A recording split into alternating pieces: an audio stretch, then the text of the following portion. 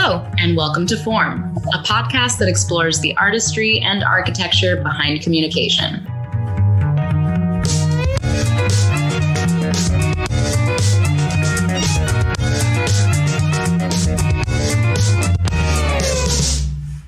I'm Silver Wallace. And I'm Kate Douglas. In this episode, we speak to Todd Almond, performer, composer, playwright, and music director. Full disclosure, I'm a huge Todd Almond fan. Me too. And Kate and I were actually in the ensemble of one of Todd's shows, Kansas City Choir Boy, opposite Courtney Love. Did you know I was obsessed with Hole in high school? You actually introduced me to Hole, I think. I love Courtney. We talked to Todd about free will, the Black Lives Matter movement, meditation, living in a post-truth society, and, of course, Avatar, The Last Airbender. Avatar, The Last Airbender.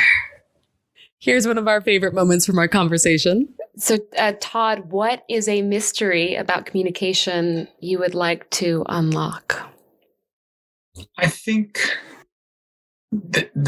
what came to mind when you asked that question is related to what we were talking about in the beginning about misunderstanding each other. And a friend of mine is so horrified. He brings it up all the time. He's like, did you know that light does not go directly to your brain? There's nothing in your eye that communicates. Like, it's all messages. It's all your eyes are just communicating something to your brain. Like, you're not actually seeing. It's just this organ that's like, this is the information. And so somehow that combined with the buh thing we were talking about, I guess the mystery of, and connected to truth, like clarity or, like pure, being able to actually express and take in like the full, true, complex thought. Because, I would rather I like to read and I like to watch and I like to listen. So I would rather like take in information than give it out. But I do feel like the filter of my brain, the filter of my experience, the filter of my eyes, my ears, my misunderstanding, like blocks so much of what the actual information is. Did you see the David Byrne concert that he did on Broadway? Oh yeah, it's on HBO now. I think. It's incredible. It's incredible. But he says this thing where he said, I read about these like neuron paths in our brains, and we have billions upon making this up. We have billions upon billions of them when we're born, and then all these connections in our minds, and as we grow older, we start to lose them because we don't need them. And it was this kind of scary thought that like we actually shed connectors in our brain because like we just don't use them or need them in our particular life. And it was it's kind of a horrifying thought when he says it. And then later in the show, he says, well, I would like to believe that all of those connections do exist. It's just they exist in each other. And so we all have, collectively, we have them all. It's just individually we have shed them.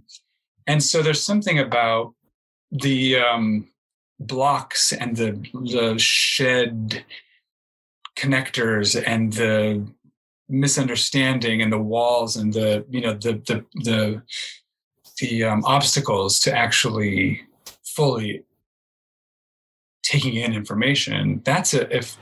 That's a mystery to me that I feel like I wish it could, kind of unravel all that.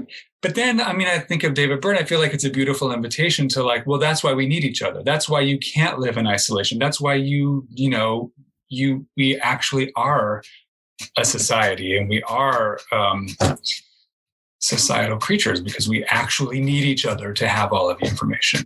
You can't have it all. Right? It's incredible. Love that. Yeah. In craniosacral school, we would talk a lot about baby brain, which is exactly that, because babies are pretty open, communicative beings. They're communing with a lot of things. They're putting things in their mouths, and they're, everything is possible. For all of you that didn't know, Kate attended craniosacral school, which a lot of listeners might not know that about you, my dear. And we'll is very cool. In the show notes.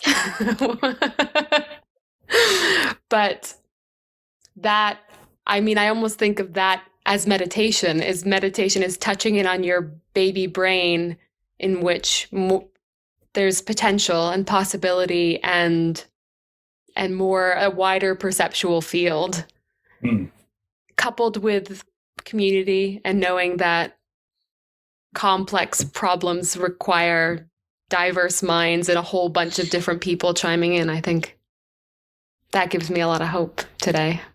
That's why we love,